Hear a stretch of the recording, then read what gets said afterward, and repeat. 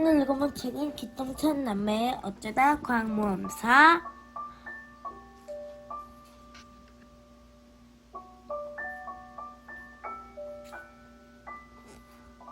악기창고의 비밀. 엄마를 도와줘. 기똥찬 남매는 혹시나 이불 속에서 꿈속을 여행하는 중이었습니다. 기똥찬 일어나. 오늘 너희들의 도움이 필요해. 엄마가 기똥찬 남매를 흔들어 깨우자 슬기가 부스스 눈을 떴습니다. 엄마가 기똥찬 남매를 흔들어 깨우자 슬기가 부스스 눈을 떴습니다. 엄마가 기똥찬 엊그제 말했잖아. 소리관 개장 기념 연주회가 열리니까 도와달라고. 소리관, 그게 뭔데요? 우리 동네 큰 들가 생긴 박물관이야. 소리와 관련된 여러 전시도 볼 수 있고 체험할 수 있어. 엄마가 베개 머리를 파묻힌 동찬을 다시 깨우며 말했습니다. 안 계시니까 너희들이 엄마를 좀 도와줘. 결국 기똥찬 남매는 엄마와 함께 집을 나섰습니다. 킁킁이가 신나서 앞으로 나섰습니다. 엄마는 소리관에 도착하자마자 연주회 준비가 잘 되었는지 살폈습니다. 기똥찬 남매는 이 사실을 알게 되었습니다. 엄마에게 알려드렸습니다. 엄마, 큰 무기랑 바이올린, 리코더가 없어요. 그래? 그럼 악기 창고에서 가져다 줄래? 악기 창고는 저 처음에 악귀 창고인 줄 알았어요. 악귀 창고. 악귀. 네, 악기 창고에서 가져다 줄래? 악기 창고는 자연의 소리관을 지나면 나올 거야. 엄마는 악기가 있는 보관함에 번호를 메모하여 기똥찬 남매에게 주었습니다. 기똥찬 남매는 메모지를 듣고 자연의 소리관으로 향했습니다. 재밌는 소리관. 여기가 자연의 소리관인가봐. 동찬이가 뛰어 들어가며 말했습니다. 먼저 갈 수 있을까? 소리인가봐. 동찬이가 뛰어 가며 말했습니다. 자연의 소리관에는 번개, 시냇물 등이 그려져 있었고 앵무새, 돌고래, 모기 등 여러 가지 동물 모양이 있었습니다. 동찬이가 천둥번개 그림 아래에 서자 우르르 쾅쾅 하는 큰 천둥 소리가 났습니다. 킁킁이는 깜짝 놀라 동찬이 뒤에 숨었습니다. 슬기가 시냇물 그림에 소리를 내자 조이조이조이 하는 물소리가 들렸습니다. 동찬이가 앵무새의 모양을 만지며 말했습니다. 앵무새는 어떻게 울더라? 앵무새 모양이 부리를 움직이며 동찬이의 말을 그대로 따라했습니다. 동찬이는 너무 재밌어 깔깔 웃었습니다. 새끼가 모양을 건드리자 모기 모양의 날개가 움직이며 엥 하는 소리가 났습니다. 와, 신기하다. 모기 소리에는 날개에서 나는구나. 기똥찬 남매는 자연의 소리관에 나와 악기 창고 앞에 도착했습니다. 그런데 악기 창고에는 바람 모양의 괴물이 그려져 있었습니다. 깜짝이야. 왜 이런 그림을 그려놓은 거야? 무섭게. 깜짝이야. 왜 이런 그림을 그려놓은 거야? 무섭게. 동찬이는 겁이 나서 악기 창고에 문을 조심스럽게 열었습니다. 창고에는 수많은 악기 보관함이 쭉 놓여 있었습니다. 북엔 타악기 11번, 바이올린은 현악기 7번. 신비한 파트에 악기가 있더라고요. 동찬이가 타악기 21번 보관함을 찾아 큰 벽을 깔았습니다. 그리고 나서 현악기 7번 보관함을 찾아 바이올린을 꺼냈습니다. 리코더는 과악기 2번이 보관되어 있어 관악기 보관함 목관 악기와 금관 악기로 나누어져 있는데 동찬이의 질문에 슬기가 다시 엄마에게 메모를 보더니 말했습니다. 목관 악기 2번이야. 동찬이가 리코더로 찾아 꺼냈습니다. 똥찬아, 이제 나가자. 기똥찬 남매가 악기 창고를 나오려고 할 때였습니다. 악기 창고가 이상해. 잠깐 안 돼. 어디선가 다급히 외친 소리가 들렸습니다. 바로 기똥찬 남매 들고 있던 악기에서 나는 소리였습니다. 악기에 눈, 코, 입이 있고 손과 발이 달려 있었습니다. 기똥찬 남매는 너무 몰라 악기들이 땅에 떨어뜨리고 말았습니다. 이게 무슨 일이야? 악기들이 살아있어. 그럼 방금 애들이 말한 거야. 킁킁이의 몸에 낮춘 채 악기들이 다가 킁킁 냄새를 맡았습니다. 악기들은 잔뜩 겁먹은 모양이었습니다. 리코더가 기어들어 가는 작은 목소리로 말했습니다. 난 아름다운 소리를 낼 줄 몰라. 그런데 어떻게 연주해 나가? 그러자 큰 북과 바이올린도 속마음을 털어놓았습니다. 난 소리를 내본 적이 없어. 그런데 어떻게 음악을 연주해? 정확한 음을 낼 자신이 없어. 사람들 앞에 연주하다 망신당할 거야. 슬기는 새 악기가 불쌍하다는 생각이 들었습니다. 그랬구나. 정말 속상했겠다. 그러나 동찬이는 주먹을 불끈 쥐더니 악기들이 말했습니다. 가야 돼. 너희들이 안 가면 우리 엄마가 곤란해진단 말이야. 우리 엄마가 연주회를 진행하시거든. 악기들은 잠시 서로를 바라보며 머뭇거리게 말했습니다. 그래, 나가서 연주에 참여할게. 이때 어디선가 휘익하는 소리와 함께 거센 바람이 불어닥쳤습니다. 이리저리 정신없이 불어대던 거센 바람은 괴물로 변했습니다.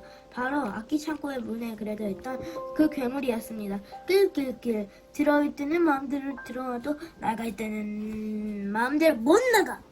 괴물은 쩌렁쩌렁한 목소리로 기똥찬 남매의 일행을 위협하고 엄청난 바람을 일으켜 기똥찬 남매의 일행을 덮쳤습니다. 그의 바람에 수많은 악기 보관함들이 이리저리 달려 뒤죽박죽 되고 악기 창고가 미로처럼 변해버렸습니다. 킁킁이는 괴물과 날아다니는 보관함을 향해 컹컹 마구 치셨습니다. 그럼 밖으로 나가는 길이 완전히 변해버렸어. 그럼 우리 창고에 갇힌 거야. 안 돼. 엄마가 기다리고 있을 텐데. 기똥찬 남매는 바람소리 괴물을 피하고 쓰러진 악기 보관함을 헤어지며 이리저리 길을 찾아보았습니다. 하지만 자꾸 막 다른 길이 나왔습니다. 리코더와 바이올린은 무서워 몸에 바들바들 떨면서 기똥찬 남매의 뒤를 따라갔습니다. 그때 콤북이 한 구석구석을 가리키며 말했습니다. 얘들아, 저쪽에 문이 있어. 촛불을 꺼라. 문이다. 이제 악기 창고에서 나갈 수 있겠어. 동찬아, 얼른 뛰어가 문을 열었습니다. 하지만 소리관 복도가 아니라 벽에 음표가 가득 그려진 작은 방이 하나 나왔습니다. 똥찬아, 여기 다른 문이 있어. 슬기의 말에 똥찬이와 악기들은 맞은편에 있는 문으로 다가갔습니다. 문에는 다음과 같은 글이 붙여 있었습니다. 촛불을 꺼야 이 문이 열린다. 단 오직 소리로만 촛불을 켜야 한다. 동찬이 악기들은 무시했습니다. 에이, 말이 안 돼. 촛불은 바람으로 끄는 거 아니야? 우리 그냥 들어온 문으로 다시 나가자. 이때 갑자기 노란 벽지가 무지개색으로 변했습니다. 그리고 벽지의 연표들이 살랑살랑 춤을 추며 모여들거니 스피커에서 나오는 물결 무늬를 만들었습니다. 루스가 암호를 보냈나봐. 저게 무슨 뜻이지? 그 순간 동찬이의 말소리에 맞춰 물결의 무늬가 칠렁거렸습니다. 말소리 크기에 따라 출렁이는 폭도 달랐습니다.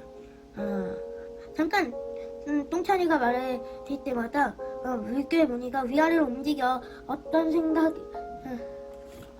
생각이 떠오른 슬기는 촛불을 향해 아! 하고 크게 소리를 질렀습니다. 그러자 촛불이 살짝 움직였습니다. 방법을 알았어. 큰 소리를 내면 촛불이 꺼질 것 같아. 슬기의 말에 모두 시선은 큰 북을 향했습니다. 이 중에 큰 북이 가장 큰 소리를 낼 수 있기 때문이에요. 큰 북은 자기에게 쏟아지는 시선이 두려워 밖만 쳐다보고 있었습니다. 동찬이가 큰 북이 허리에 차고 있던 북채를 꺼내들며 말했습니다. 큰 북아, 내가 널 칠 테니 크게 소리를 내봐. 크게? 난 소리를 낼 수 없는데. 동찬이가 북채로 큰 북을 치니 목소리가 났습니다. 큰 북은 놀랐습니다. 지금 내가 소리를 낸 거야?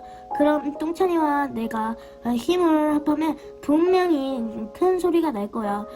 슬기가 자신의 소리를 이제야 알고 기뻐하는 큰 북에게 용기를 부두가 주었습니다. 네, 준비됐니? 이제 찬다. 얍! 큰 북은 동찬이를 바라보았습니다. 동찬이가 부채로 큰 북을 세게 쳤습니다. 그러자 둥 소리가 나면서 촛불이 휘청거렸습니다. 촛불이 흔들려서 조금만 더 힘을 내면 꺼질 것 같아. 슬기의 말에 큰 북은 자신감을 얻었습니다. 이제 큰 북은 숨을 크게 들이마셔 몸을 팽팽하게 만들었습니다. 바로 그 순간 동찬이가 부채로 큰 북을 힘껏 쳤습니다. 퉁퉁퉁. 큰 북에서 지금껏 들어본 적 없는 큰 소리가 나타났습니다. 드디어 촛불이 꺼졌습니다. 큰 북은 환호성을 질렀습니다. 야호, 내가 이렇게 큰 소리를 내다니, 하하, 거봐, 너는 할 수 있다니까. 슬기가 활짝 웃으며 칭찬해 주었습니다. 굳게 닫혀있던 문이 스르륵 열렸습니다. 그런데 이게 웬일입니까? 이번에도 또 다른 방이 나왔습니다. 동찬이가 투덜거렸습니다. 그래, 바람소리, 괴물이 우리를 쉽게 내보내줄 리가 없지. 기똥찬 남매와 킁킁이 악기들은 새로운 방으로 들어갔습니다. 바람 소리로 왔는 소리. 이 방에서는 소리를 내는 기계들이 가득했습니다. 옛날 축음기부터 최근 비디오 시스템까지 있었습니다. 킁킁이는 신기한지 사랑으로 냄새를 맡고 다녔습니다. 역시 이 방에도 맞은편에 문이 있었습니다. 그 문에는 사람의 옆 얼굴이 그려져 있었고 그 부분에 마이크가 달려 있었습니다. 그리고 마이크 밑에 방과 같은 글이 붙어 있었습니다. 내가 웃어야 문이 열린다. 난 바람으로 만든 아름다운 소리에만 듣는다. 바람으로 만든 아름다운 소리? 그게 무슨 뜻이지? 슬기의 질문에 동찬이가 휘파람을 불고 나서 말했습니다. 이 휘파람 같은 거지 뭐. 누나가 그것도 몰라? 하지만 슬기는 계속 고개를 갸우뚱거렸습니다. 웃는다는 건 또 무슨 뜻일까? 동찬이가 악설에 맞게 마이크 앱을 대고 끄 하고 트름 소리를 냈습니다.